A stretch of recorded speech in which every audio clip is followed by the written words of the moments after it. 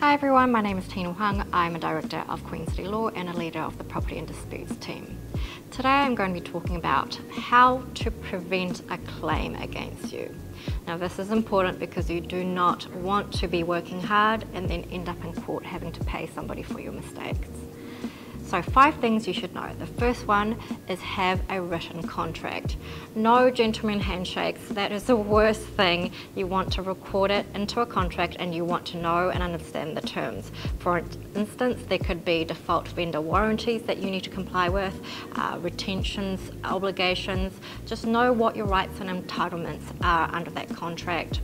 So know your obligations, know what you have to do. You also need to understand your rights on termination, disputes, clauses and jurisdiction. Some contracts might say that you need to sue somebody in Australia or Europe, and that's something that you need to be mindful of. 2, know your rights and obligations. So there are various legislations that will affect you. So for instance, the Companies Act, if you're a director, if you're an employer, then you need to know the Employment Relations Act. If you're going into the construction industry, you obviously need to know the Construction Contracts Act and your obligations there.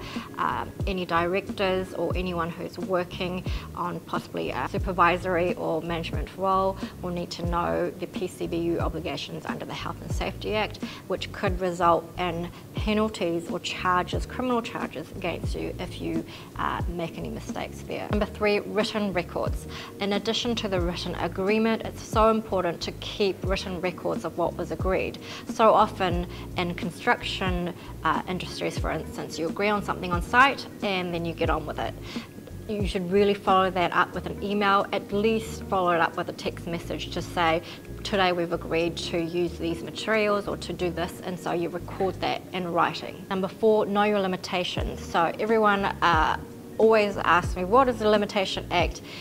So it's 6 years by default, but it's not, but there's a question of when does it start? It can start from the agreement date, but it's often on when the person should have known or would have known about the issue. So if you signed an agreement to purchase a house and the house ends up leaking, then at what point should you have known about the leak? It's not necessarily from the start of the agreement. And then there is a 10-year long stop under the Building Act to bar any claims after 10 years from CCC, so you should be mindful of that. If you're an employer, an employee has 90 days to raise a personal grievance claim, but now it's 12 months for sexual harassment, so be aware of those sort of changes as well. There's always room for extension, so be aware of exceptional cases. Number 5, this is sort of my life motto, and also as a lawyer I always say, hope for the best but plan for the worst. So what if things go south? What if this person isn't who they say they are, or what if this person doesn't do what they say they'll do? What rights do you have then? How do you have bargaining power to make sure that person does what you want them to do? So you need to be really thinking about things going bad and then working backwards to protect yourself.